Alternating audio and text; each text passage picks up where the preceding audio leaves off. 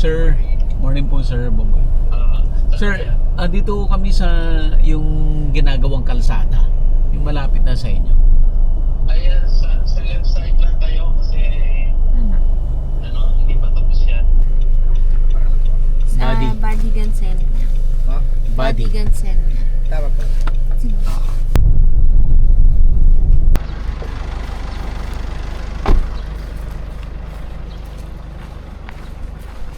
Sir, morning. Morning, sir. Basta po. Long time no see. Opo. Gusto mo bang matuto ng agribusiness, crops, livestock and poultry, aquaculture, at ma-inspire sa mga success stories? Agribusiness How It Works! As a YouTube channel, Agribusiness features entrepreneurs, farmers, organizations, OFWs, investors. However, beyond our usual content and official endorsements, Agribusiness does not engage in other business dealings with them. While our viewers and featured individuals and entities may choose to pursue business deals with each other on their own, we encourage them to be cautious in doing so. Ginagawa na yung daan namin eh. Oo nga po. So magiging sementado na yan from simula ro sa labas hanggang dito. Hanggang Supposed to be the bypass road from Botolan, Oh, diretso sa Palawig. may bypass. Ayan yung bypass eh. So when the time they finish yung Tarlac, Botolan Road, hindi na dadaan sa mas malalapit na siya. Malapit na. Yun yung Kahit na galing Manila, Tarlac na ang Tarlac, daan. oo. Mas mabilis. So medyo inaayos na namin at dadami na yung tao makaka-access sa amin. Hello, kumusta? Pwede naming i-showcase sa inyo ang aming effort sa natural farming. Kasi di ba nakwento ko noon na yung waste namin pinoprocess. Pinasok natin yung building, daming waste doon. Pinrocess namin yan. Process yun. O tapos, dinistribute namin sa mga farmers sa baba. We can even shoot actual harvest. This sige po. afternoon. Sige po. Para yung from waste to food, parang ganun.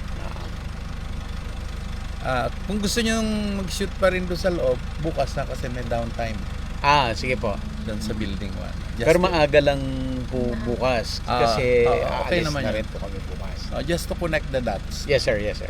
Just to connect the dots. Opo. The rest, yun lang ang nadagdag eh. Pero may palayan din dito. Ay, yung palayan nyo. Ito. At Yung- saka may mga greenhouse that's po greenhouse. kayo. Bago po yan. Bago yan.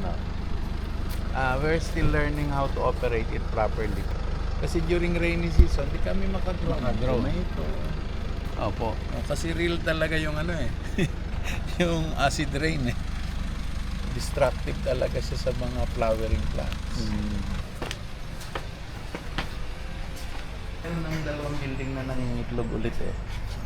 So, ito yung mga rejects namin. And commercial operation na kami. For hatching egg. Kami na yung nagpipinance, kami na rin yung nagbibenta. Para kontrolado namin yun. Mas ma-exciting yung yung profit pag agad. Medyo malaki lang yung cost, yung investment. Ito, binibenta na to eh. Kasi tingnan mo na hindi agad napulot. Yung manok kasi kumakay-kayo. Natatamaan niya. Oo. So yan, mga rejects namin yan. Sino namili po nito? Dami namimili niyan. Mga gumagawa ng mga leche plants. Leche plan. Ay, nasan yung nyo? Welcome drinks nyo. Palabas na po. Labas natin, ikot na kami. Yan pa rin. Handa? Yan pa rin. Pansin ko na ba't dati? Oo, dito tayo nag-okay na. Ang laki. Anong kahoy ko to, sir? Akasya to eh. Ba't iba yung texture niya? Hindi pa. Parang mahogany. Mga nga binibenta na. Pero malaki kasi. Ang malaki oh. Collector's Malaki. items. Collector's items. Yung isang mesa na yun, ang tingnan. Yung mga ulo.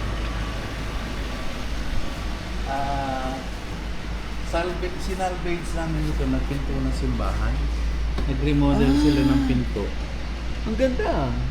Sabi ko lagyan natin ng glass Glass top. top. Magandang na yan. Opo. Magandang mesa na yan. Ganda. So So, Lumang simbahan, sir. lumang simbahan, nagpalit sila ng pinto. Old wood to eh. Must be 100 years old. Manipis siya eh, kaya siguro nila pinalitan. May isa pa kami bagong in-experiment, yung baka, yung milking cow. Mm.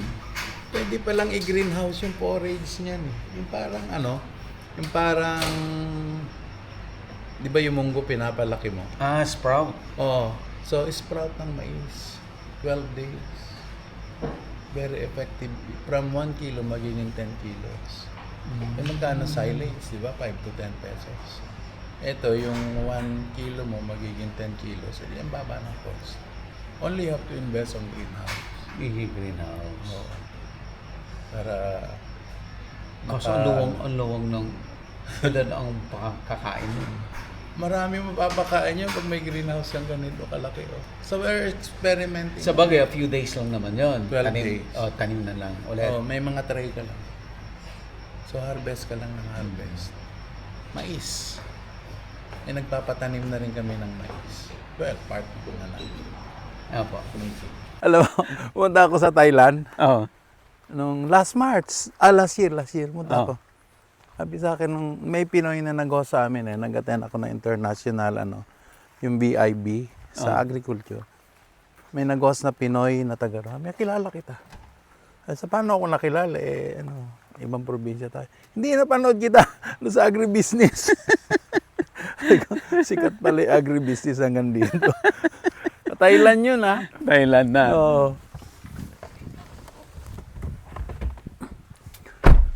Tapos katatapos din nung meeting namin kahapon, yung Local Technical Committee on Organic Agriculture. Ako inelect nilang chairman dito sa IBA. For iba Oo. or Sambales? Well, wala pa kasi yung provincial Mauuna yung IBA. Yung sa organic agriculture. Tagal na pala nun. More than 10 years na yung batas na yon na inaano na mag-organize per town ng committee. Ngayon lang ma-organize sa iba. Kasi ngayon lang dumami yung organic practitioner. Ano pong advantage pag may grupo? Pwede ka mag-recommend ng law, ng ordinance, local ordinance. So sa halip na yung munisipyo nagdi-distribute ng chemicals, they can now go into organic. Ang dami mo ng tanim, sir. Kakao to eh. Yan Kaya yung- niya ang climate dito, kakao. Medyo hirap tingnan mo. Pero nasa bucket list ko kasi yan na minom ng chocolate araw-araw.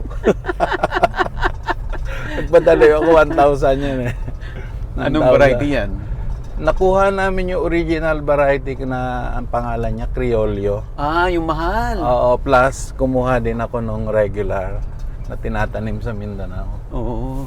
Ito yung future site ng ng rice mill. Nagbabackfilling dito, pa lang oo. kami. Medyo matagal pero tapos dito yung aming processing ng ng Hindi kayo binigyan ng Manure. gobyerno ng processing? binigyan Pero alam mo yun, hindi mo siya adapted dahil konti lang nagagawa niya. I see. 1 ton lang every now and then.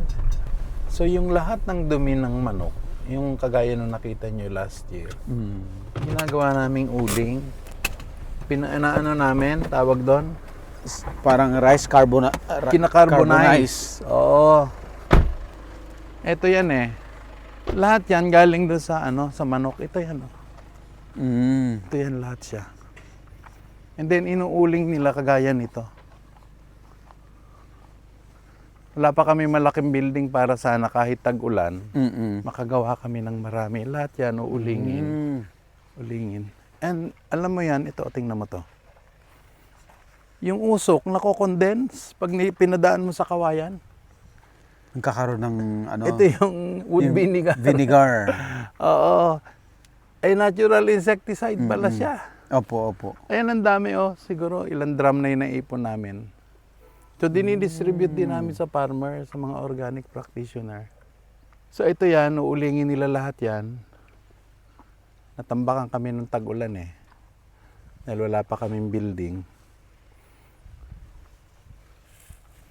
Tapos, Dami na. dami niyan. Tapos ito yung natapos na, oh. Sir, gaano kadami nauuling nyo on a daily basis dito? Ilan ba, Jomar? Pag ngayon summer, marami ano? Naka 100, hindi lang. Mga 100. Tapos iakit namin yung nakatambak na dumi ng manok sa taas. Ihahalo namin, ipapile dito. Ang kinakarbonize nyo ay Yung litter area ng manok. Di ba may litter area yung yun? yung nagamit na Oo, nagamit na. na ipa. Na ipa. And then imimix nyo siya dito sa, fresh. Purong dumi ng manok. Tapos saka i-dry. Tapos, yun na, lalagyan ng effective microorganism. Mm. Yan, nahaluan nila, tapos ibabag. Ito yung bigay Yun na ng yun. government, oh. Maliit. Maliit, 1 ton lang yan. Samantalang yung isang bay na to, nakaka-produce kami ng 700 bags. Wala nang amoy to, sir, pag ano. Wala na. Kaya may amoy kasi may mga fresh pa. May fresh pa. Oo. Tapos para maganda yung presentable siya, ini-screen namin dito. Mm. Ini-screen ng mga tao. Ayan, ready for distribution na yan sa farmers. Yung last rainy season, 120 hectares na supplyan namin. 120 Oo. hectares. Organic na yun, ha. Kaya nga kung marami kami makonvince Napalay yun, sir? Palay yun, oh. Kaya? 100%, Kaya 100% organic na? 100% organic. Wow. Ayoko nga maniwala nung una. Totoo ba yan? Totoo yan, sir. Sabi ganun. Oh, tapos, pati foliar kasi kami gumagawa.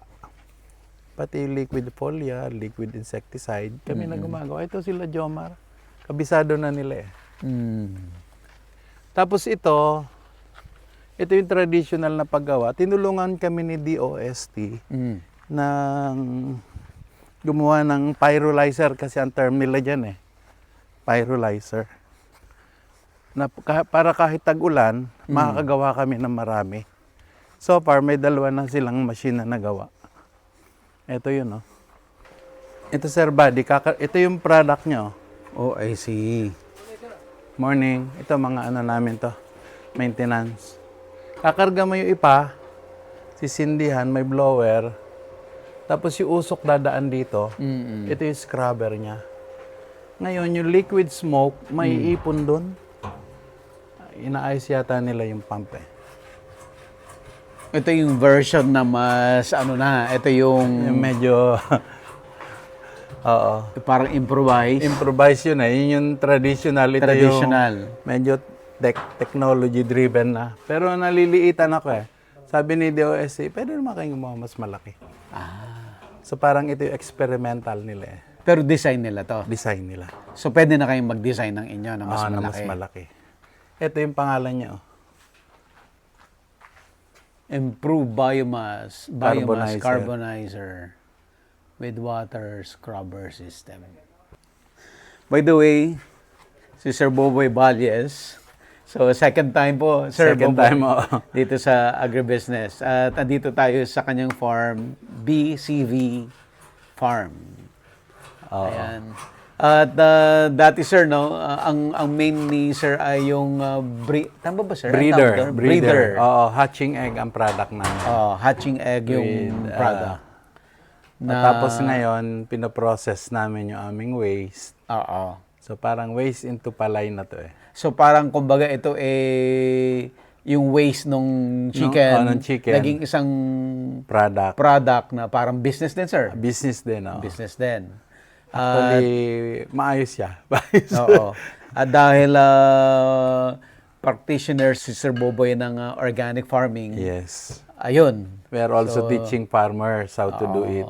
Nakatipid sila ng 18,000 pesos per hectare. Can you imagine that? No? And kumusta po yung yield, sir? Yield nila, nag-average kami nung wet season ng 5 tons. Okay. Pero yung Zambales data kasi 4.7 lang eh. I don't know. Lahatan na yun eh. Pero ibig sabihin, may improvement. No? Hindi bumaba yung ani. Pag dry season, mas malakas? Mas malaki. Yung pupuntahan natin mamaya, yung iba nakaka 160 bags per hectare eh. That translate to how many tons po yun, sir? Mga 8 tons. Wow. Nag-award kami last year, may naka 8 tons, 7 tons. Dami. So, ibig sabihin, yung natural farming, kung gagawin mo ng tama, according to protocol. Kasi kahit kami, pinag-aralan din namin ano yung tamang protocol. May pag-asa, saka makakatipid. And then you'll be eating food na walang chemical. No? Hindi siya product ng chemical. Yung iba, naghahalo, no? Pero siyempre, diskarte na nila yun Pero kami, gusto namin patunayan na pwedeng all natural. Pwedeng all natural. At dahil medyo tedious nga yung paggawa, sabi namin, tayo na lang gumawa. Mura lang naman kasi it will also help us manage our waste. Yes. Yan ang maganda doon. We'll address the elephant in the room, sabi nila, which is the environmental degradation by bringing back carbon to the soil, di ba? Carbon sequestration na rin siya. Nag-apply kayo ng ganon. Di ba may ganon? May... Carbon credit? Oo, credit. Meron yung na mga kayo, sir? lumalapit sa amin yung mga lumalapit sa amin, pero sabi namin, still too early. Siguro, pag naka 5 years, okay. kahit yung lupa nung magsasaka ng farmers, mame-measure mo In fact, pupunta si Phil Rice just to study one of our farms na ginamitan. Kasi pan second year na Well, hopefully other farms can do the same. No? Yeah. Para one little things. So, 2 years ago na nandito kami. Wala pa Gaano kalaki yung... Wala pa to. Wala pa to. Pero meron na akong nakitang nagsisimula kina-carbonize pa lang. before. Nagsisimula pa lang kami na. But the product na yung itong organic fertilizer, Wala pa. wala pa. Pag sariling consumption nyo lang before. Ito yung Dito siya maiipon. Oo. Yan na yung liquid Yung wood vinegar mo after a while Parang magiging thick siya after a while. Babawasan mo, dadagdag ka lang ng tubig. Paano ginagamit yan? Spray? Spray, 1:12. 1 liter to 12 liters of water. Matagal-tagal. Oo. Mag-aamoy usok yung farm Pag in-spray mo siya. Saalis yung mga yung mga kulisap. Hindi man niya papatayin, aalis lang. Alis lang. Ayaw nila yung scent. Ayaw nila yung scent.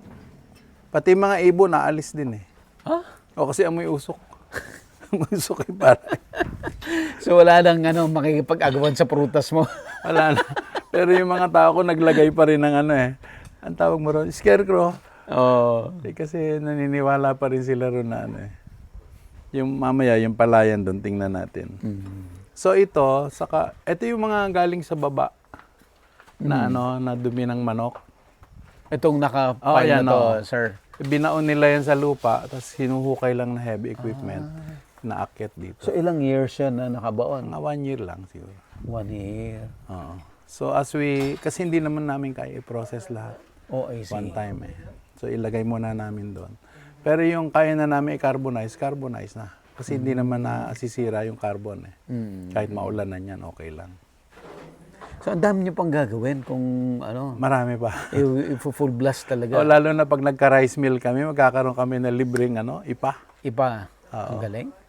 So naka-integrate na siya, pati yung mga farmers. Pag hindi ipa, yung corn. Kasi kailangan namin ng corn. We use about 290,000 bags, 50 kilo bag, per cycle of 16 months. 57% on corn. I see. If only the farmers can plant it here, mas okay kami.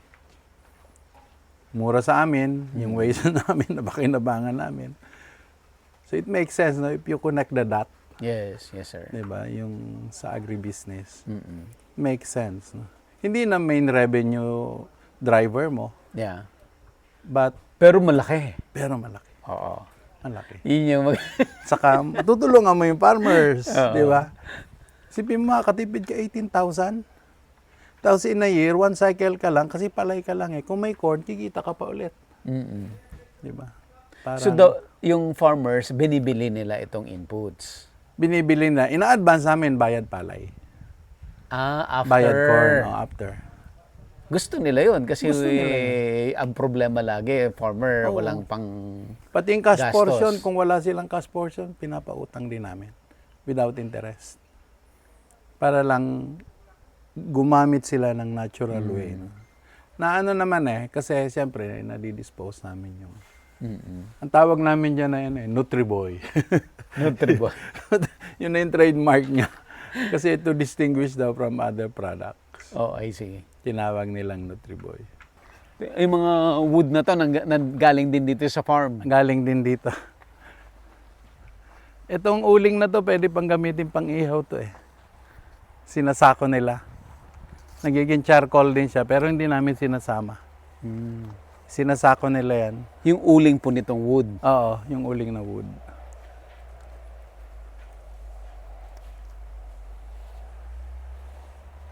Okay. Harmful yan sa ano eh, pag nilagay mo direkta sa soil kasi may silica yung ano, di ba, yung rice hull. May silica yan. Kaya pag hindi mo siya kinarbonize, hindi siya beneficial.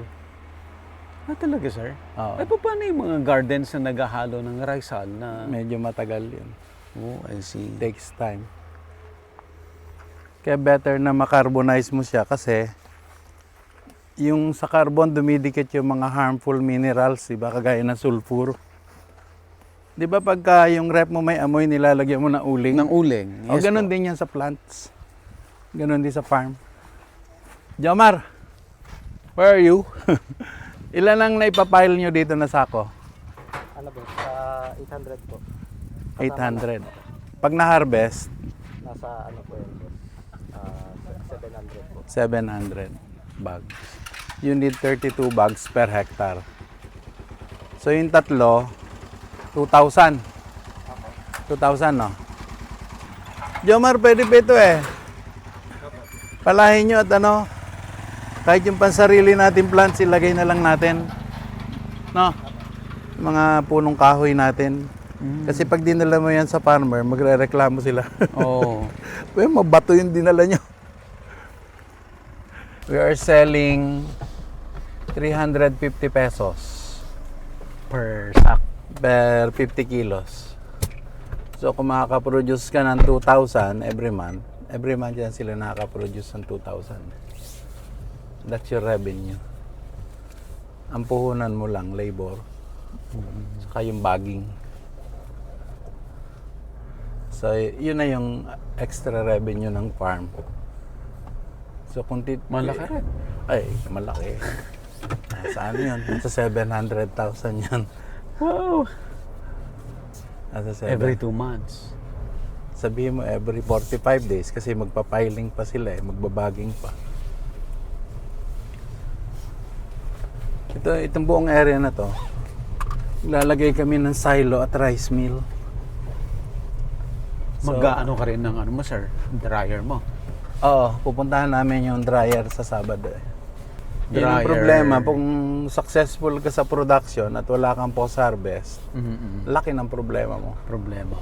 Kasi mabubulok yung palay, hindi quality yung rice mo. Tapos wala kang steady source ng rice hull na kailangan mo sa sa breeder. Kaya kami nagpapalay eh. Hindi kami makabili ng rice hull, naming kakumpetensya. Sabi na, magpalay na lang tayo kasi may waste tayo magagamit. Yung sarili nyong palay, ilang hectares na po yan? Dito wala. Demo farm lang yan.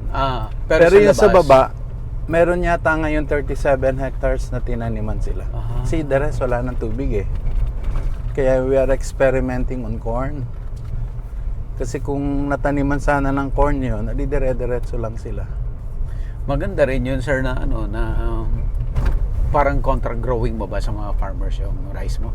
Hindi, ganun pa rin. Sa'yo pa rin lahat. Amin lahat ng input. Kung gusto nila, bayaran nila ng corn or bayaran nila ng rice. At market price. Gusto na ng mga farmers yun kasi kaya di sila nagtatanim, wala sila mapagbentahan. Ngayon, we're ready to buy kasi nga may need kami. Ang maganda nun, sir, kasi sa'yo yung rice, may sarili kang milling. Yes. Pwede ka ngayon mag-implement na isang variety lang, yung Yes. magandang variety para yung Yes. rice mo magandang quality rin talaga. Yes.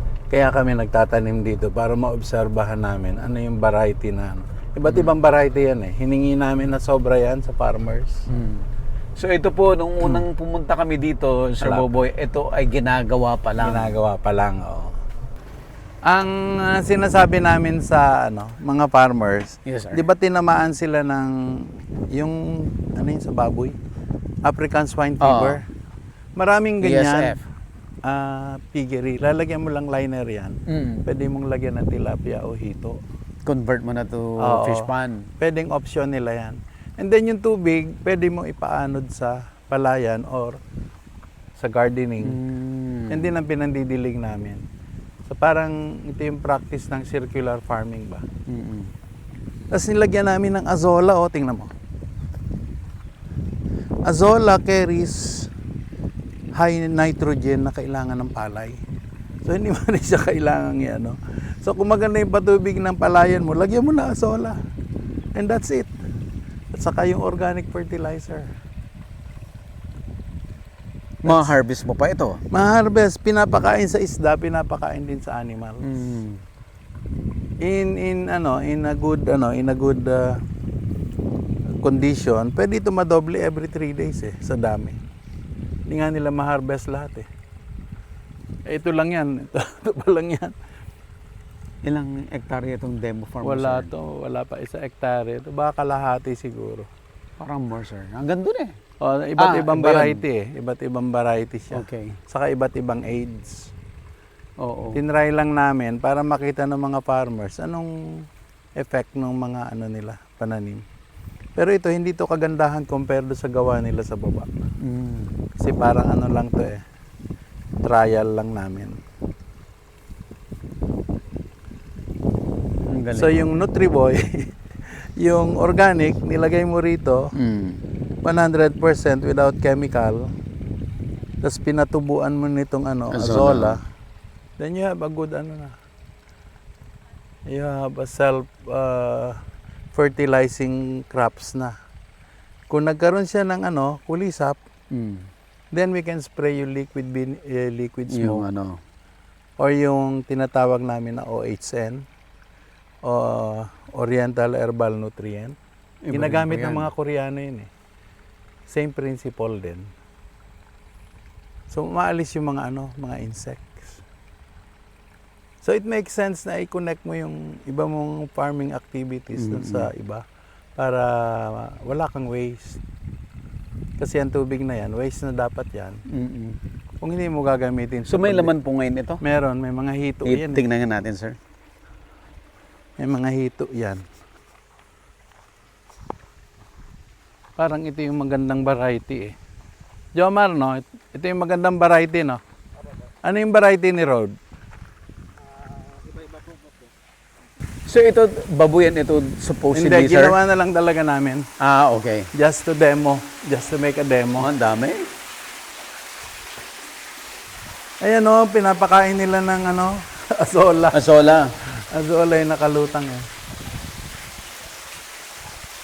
Azola. Bakit wala na halos tubig yan?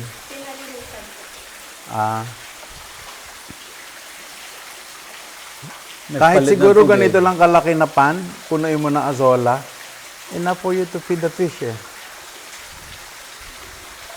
Kasi siyempre pinapakain pa rin namin ng commercial feeds. Mm.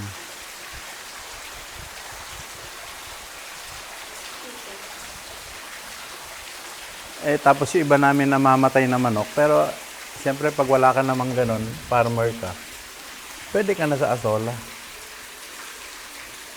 Yan, siniserve namin sa restaurant. Pag may gusto. Pati yung casualty sa manok. Pwede rin pagkain lutuin. din, Oo. ng isda. Pwede rin lutuin. Without waste nga Farming without waste.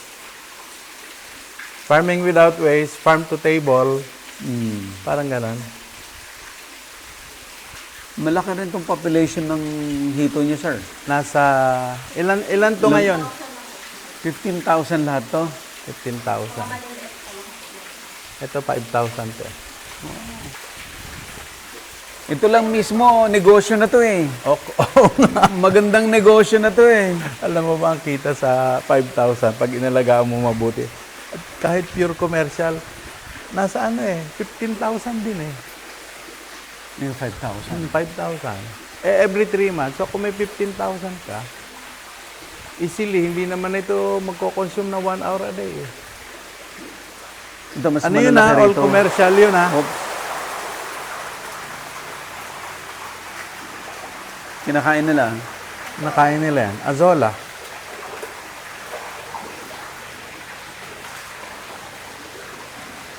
So, para makatipid ka, magtanim ka ng azola.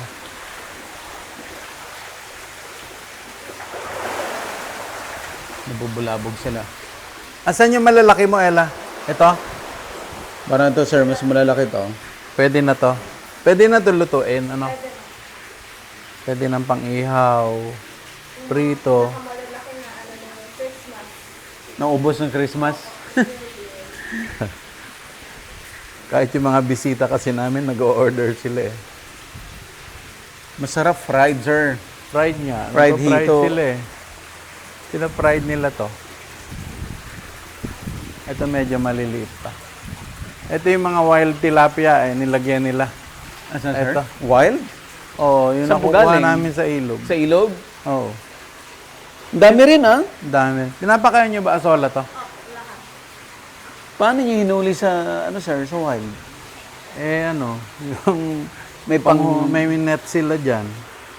Yung maliliit, sa halip na ibalik nila, nilalagay nila rito. Mm. May mga palus pa nga to eh. Nakatago sa Sa ito, Ah, yung mga, ano... ay nahuhuli Kawayan. nilang palus. Ito pala, Ella, marami eh. Oh. Andun ang kapal nila.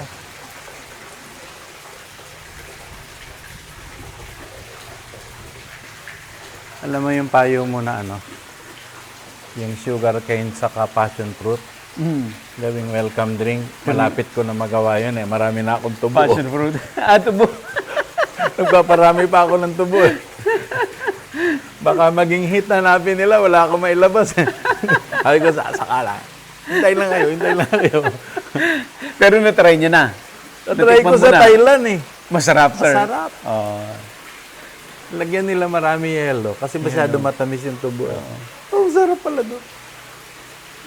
So gagawa kami ng mga trellis na lakaran dyan ng mga ano, yung covered trellis. Yun na yung aking ano, Oo. sa passion fruit. Aesthetic pa. Aesthetic pa. Relax lang kayo. Yan. Takes time eh. Takes time to ano, to develop it. Meron pa kami yung mga marginal area namin, tinaniman namin ng tubo. Mm. Baka balik kayo after 2 years, baka meron na yan. Meron na. Makakainom na tayo ng sugar cane, passion fruit. So yung lahat ng dumi nila maghapon, pinandidilig dito sa palayan, sa gulayan. It doesn't have to be big, no? Lalakihan lang namin kasi para doon sa aming scale. Kasi may mga bisitang gusto nila laging pagpupunta rito, gusto nila laging may hito. Mm. So nabibenta rin namin, nagagamit sa restaurant.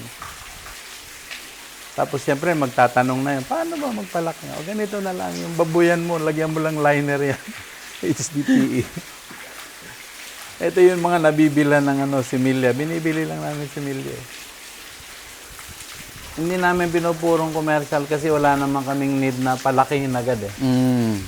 Basta kung ano yung available na food, tapos may commercial din na ganito. Mix namin. Hindi rin kayo kami- nagbebenta sa labas ng... Ay, pag marami nagbebenta sila, Ella. Kasi may maturity siya na hindi nalalaki eh. Oh, I see. So, papakawalan na namin sa labas. Kasi pag hindi namin naubos, malalaki na siya, hindi na rin lalaki. Binibenta na namin sa labas. Laging may buyer naman. Walang tapon. Walang tapon. Ang galing. Dati, kinoconstruct lang to. Na ano nang...